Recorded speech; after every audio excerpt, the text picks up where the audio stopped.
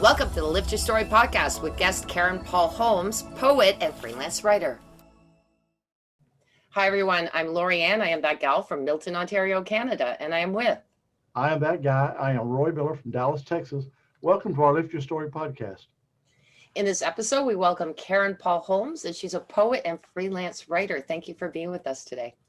Thank you very much. Yeah, welcome. So you started out in the financial industry?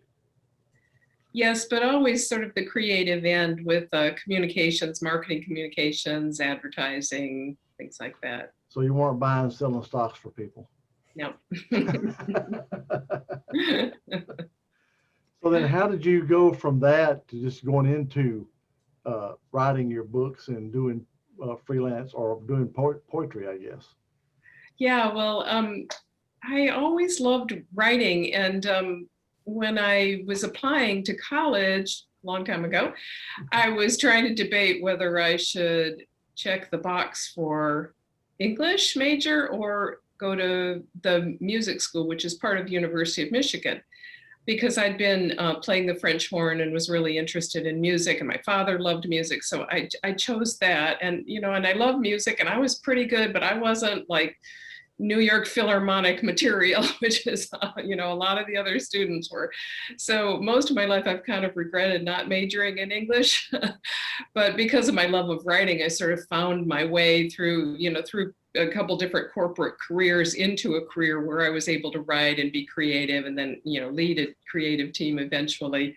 But when that stopped due to a company reorganization, and I decided that I didn't want that corporate life anymore, and I became a freelancer, communications consultant and writer then, and then that was in 2000. So I've been focusing on that for a long time, and I always thought, hey, I get to write for a living, I love this. And then I started thinking about poetry again. I'd always scribbled in notebooks. I took one poetry class in college, and I started writing again, took a couple workshops and just got lit up with it. And it's like, okay, I thought I was satisfied before with, the creative efforts I was doing, but now this is so soul fulfilling. And I just took off, and I met a whole community of poets, some in Atlanta and some in the mountains where I vacation, and really all over the country, because I've been taking a lot of workshops online and in person when we could. So it sort of changed my whole new world, opened up new friends, and started getting published, and that's always exciting. And then, have a couple of books now. So, you can tell, because I kind of light up when I talk about it, that I really love it. And it helps me process feelings and emotions and things going on in my life. And so I always encourage other people to write too. So can you give us an idea of so I would imagine there's some of the stories of your life. Could you share with us maybe one or two of them? Yeah, my poetry, it is storytelling poetry. A lot of poetry that's written is really hard to understand and kind of pretty much turns people off poetry. But there is a whole school of poetry where people, where it's easier to understand and easier to make an emotional connection. It might tell a story or even describe something in a way that just really gets to the reader. And so that's my goal. And, I went through a divorce after 30 some years of marriage, and my whole first book are basically poems about that situation that really helped me process my grief. And in telling those stories, other people who've read the book said that it's helped them. And then my second book handles more things about, like, my mother's cancer, my father had Parkinson's, but also a lot of joyful family stories too, and finding love again and that kind of thing. So, I like to, even in grief poems, I like to I like to tell the truth. I like to just put it out there that, that I'm grieving, hopefully as good poems and not just something that sounds like a Hallmark card. And but I often try to include humor and some joy in there too. You know, with the divorce poems, I'm like, oh, nobody wants to read a whole book. It's just a bummer, you know. And there is joy, even, you know, how people will laugh at a funeral. I mean, it's always a combination of emotions. And so I do try to get that in there. I try to use some humor and you know, and put in a lot of real specific detail, but even though those were details for my story, that again helps people relate those details to their story. I do have a couple of poems that, you know, the easiest way to describe, I think, poetry is to read a couple, if you're open to that. Sure. Absolutely. I was Okay. just going to say before you start, it's interesting because you talk about divorce, and I remember reading Kathy Letty, and I mean, books or poetry, and when you're going through it, only I didn't know it, but I knew that my ex was having an affair, and it was so weird that this book literally it was humorous but also intense, and I was living a parallel life to that book. So when people can feel that, whether it's a book or poetry, absolutely, you're going to read on. So Yeah, the yeah. connection. What was interesting to me too is that men related to that book too, those poems, even though, you know, it happened to a woman and he had an affair with a person who was a good friend, and but men related to it too because their hearts have been broken too, and they've been through painful divorces. So so I thought I'd read, this is a little bit of a lighter poem that refers back to growing up. I grew up in Michigan, growing up and then moving south, and also a little bit about, it alludes to the death of my father and mother. So I thought I'd read this one because lilacs are probably blooming in the north right now. We don't really get them in the south, but lilacs easily outlive the one who planted them. High up in the Blue Ridge, when your hair has grayed, you catch the scent again. Lilac, its certain purple plumes, and there you are in Flint, age 12, with the pixie haircut like Twiggy's. You lie on top of the covers as perfume creeps across your pillow, even on windless nights, even when the yellow curtain's drawn. You might climb out your window onto the first story roof to touch the top of the bush, violet on a bright night. Plant a lilac in the Georgia mountains on the lake side of your cottage where it might be cool enough to thrive.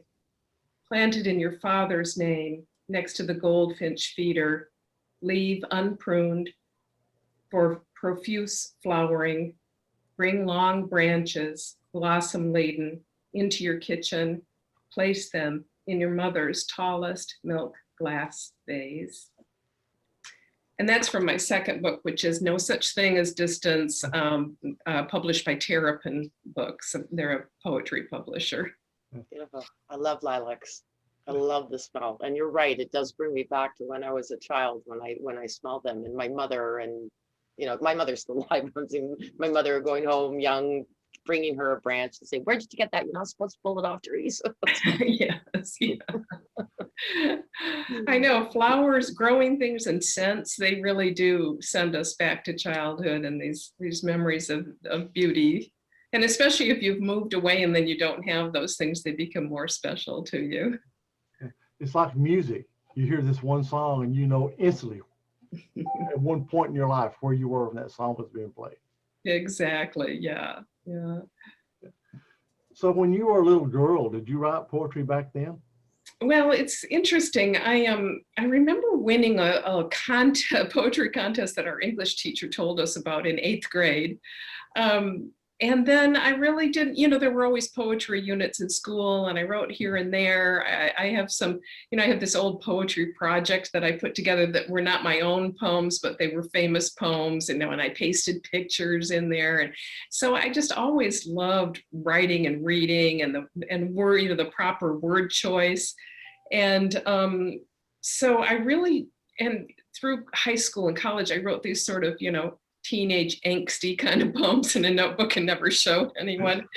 Took a class in college and then realized, oh, those aren't really poems, those are just like diary outpourings. And so I started learning how to make good poems instead of those. But like I said earlier, I kept them in a notebook and until I started sharing them with people and taking workshops, that just opened up this whole new world of sharing. Because like we're just talking about, if people can relate to what you're writing, it's just so satisfying. And there's this sharing back and forth between the poet and the reader. And that's just has become very important to me. The only thing I can remember from poetry in school is iambic pentameter. Exactly. I don't even know what that means now, but I remember that. A lot of Shakespeare. Yeah, it's beautiful, but a lot of people have a hard time relating to those more formalistic poems. So mine is what's called free verse. And the sounds and the rhythms and even rhyming to a certain extent are really important to a free verse poem. You don't just throw out all the rules, but it does read a little bit more like a story and more conversational. And that's just the way I have to write. It's in me. I don't have those more formal traditional rule type poems in me, although I take my hand at them and they're very helpful for helping you learn to write better poems. But I just don't write that way. So do you see poetry going forward being more acceptable? I guess acceptable is not the right word, I guess, but becoming more people receiving it better than they did, say, 20 years ago. Yeah. Like I was saying, there is a school of poetry that's quite popular, and all the teachers, that famous poets that I've studied with, they all, the ones I choose, all write poems that are very accessible, that people understand them and relate to them.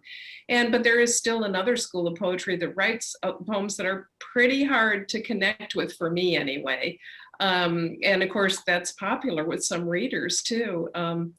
But I'm glad to know that there are poets out there writing poems that you can connect with, and a really great example is Amanda Gorman at the inauguration. She in one fell swoop, helped put poetry back on the map again, because people are like, oh, that's a poem that touches my heart, has some intriguing words and sounds in it. She uses, she uses some sort of spoken word element, if you know what that term is, where there's a lot of rhyming that kind of makes it go very rhythmical. And she uses that technique along with a lot of other, really sophisticated poetry techniques. And, she's so young and she's a very successful poet. So, she was on the cover of, was it Time magazine or and Vogue, I think, or whatever. So that's like really taking poetry to the forefront. Funny, I grew up with poetry. My dad, he wasn't a poet, but he was a poet, so to speak. And he used to write just beautiful poetry. And I just remember I even learned them by heart because I enjoyed them so much. And of course, I grew up with it in French, but it was La Fontaine, and I used to love his stories because his were all stories. But of course, he used like animals and such in that. So, and you're right. For a while there, poetry seemed to sort of go off the map, and now coming back again, which is great because I think it's a beautiful art form. It's almost like a song written that you read. Yeah. And it really is lovely to hear it out loud too. Yes. It's one thing to read it on the page and it's wonderful, but I think to hear it out loud and with COVID, it has actually really, there's been this huge interest in, putting it online. And so I've been able to listen to some really fabulous readings online that I wouldn't have been able to before because they would have been live and in person only. So, and in fact, I host a monthly reading with an open mic, and we've been able to have poets from, far afield that we couldn't have when we did it locally. So that's been really cool. That's, one thing good about Zoom.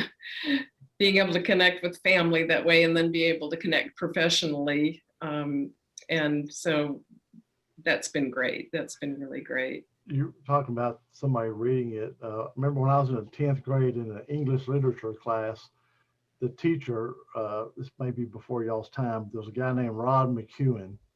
Oh, I remember. And she had this thing she read, I can't remember what it was, but I mean, his voice just, I mean, it really drew you in. And I can't remember what he was poem or whatever he was doing, but it was really, it was kind of an eye-opening experience for a 10th grader, because just that voice and the what he was reading, you know, it mesmerized you. And of course, I think all the women thought the voice was sexy, so they all loved it. But still, it was very interesting, you know, even as a 10th grade kid. Mm-hmm.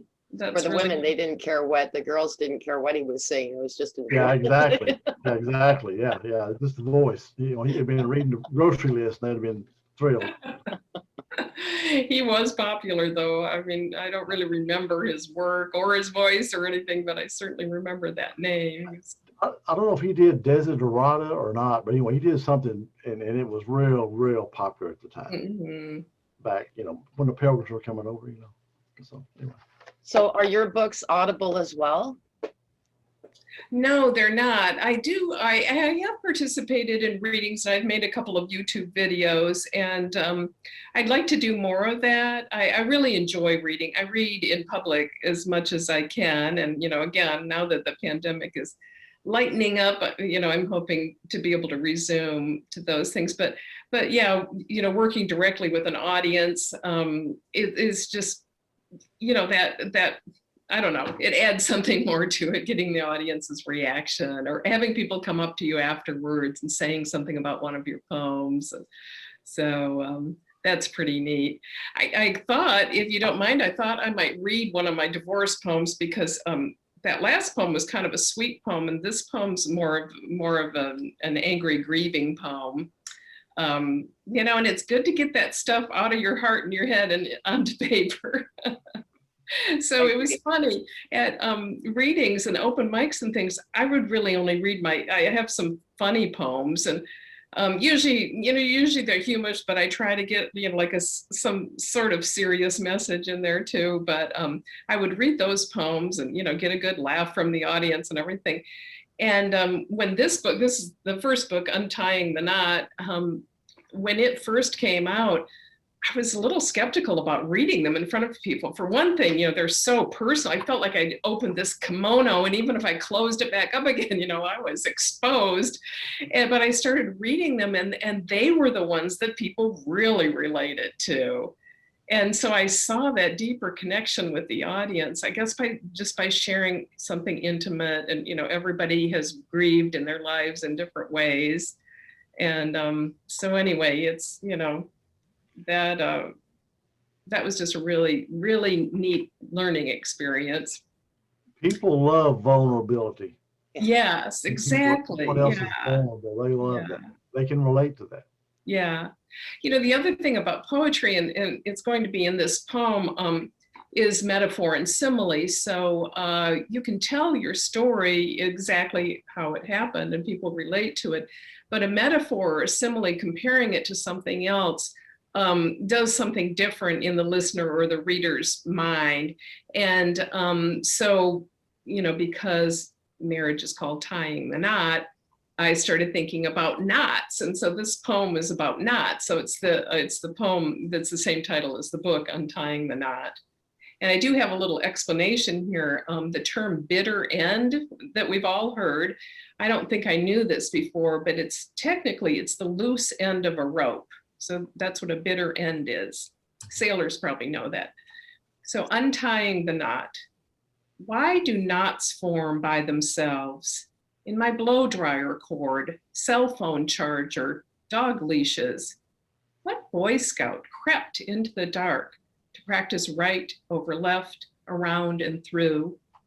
And what of the sheep shank of worry in my stomach, muscles tied tense with monkeys' fists, hair tangled in little nooses, the twists and hitches in our relationship? Who caused those? Should I have jumped through one more hoop to tighten our ties, looped my love around you one more time?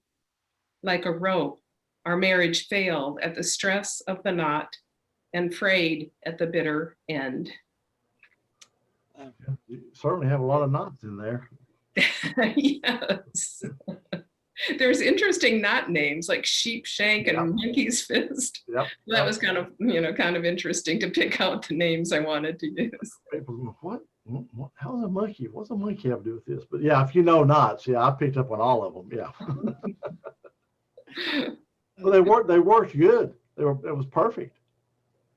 Thank you. I mean, it really all tied together. Yeah. Thank you very much. I thought it was That great. pun intended, Roy? Well, you know. Yeah.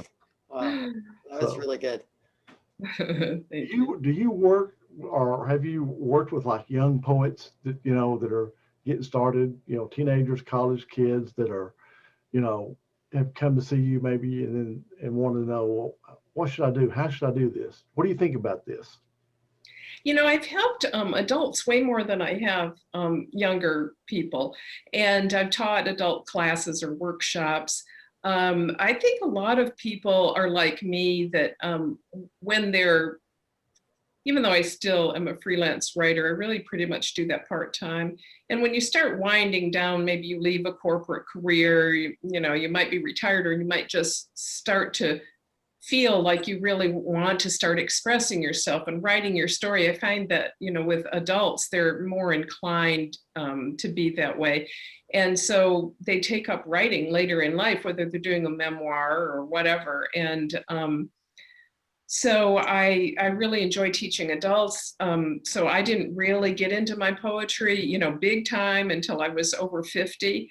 And so there's a lot to learn, like a lot of people think, oh, I can write a poem, and they just, scribble a few, what they call free verse lines and tell their story. And it's not really a poem. So you kind of have to learn how to make a poem. And so I've coached people, I haven't started probably not at all with just sheer beginners.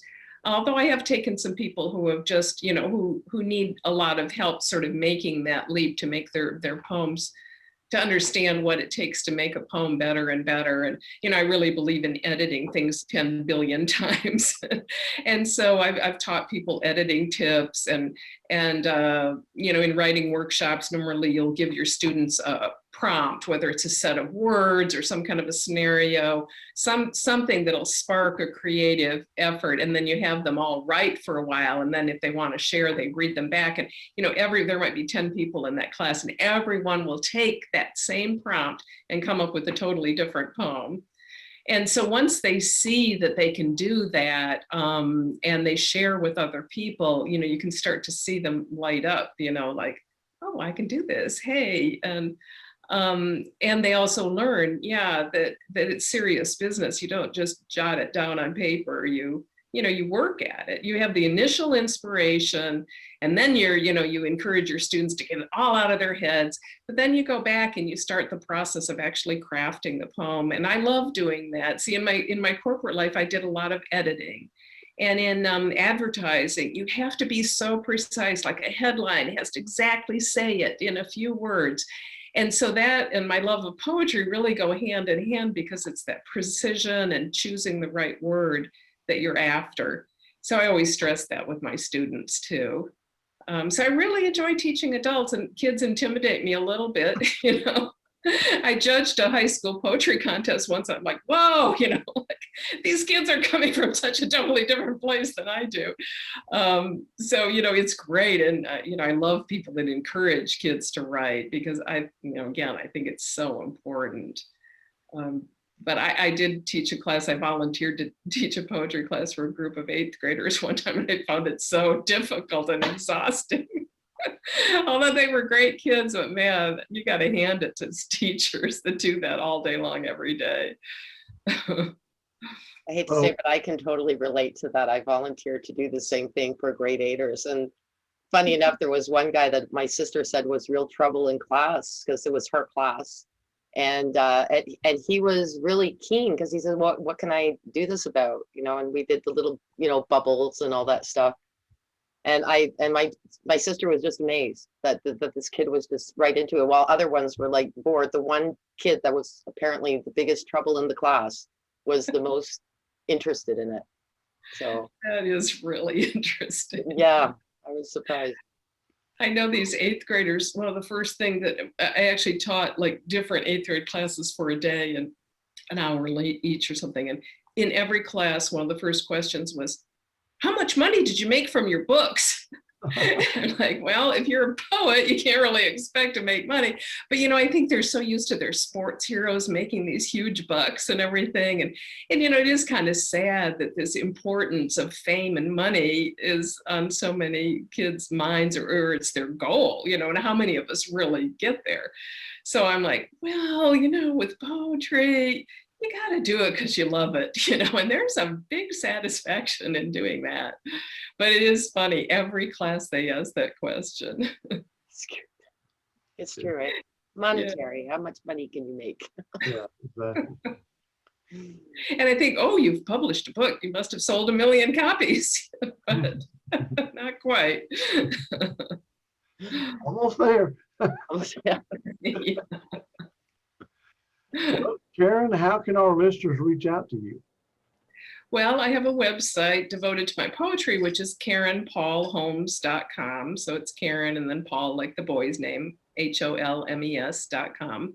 And also both of my books are available through the publishers or through Amazon.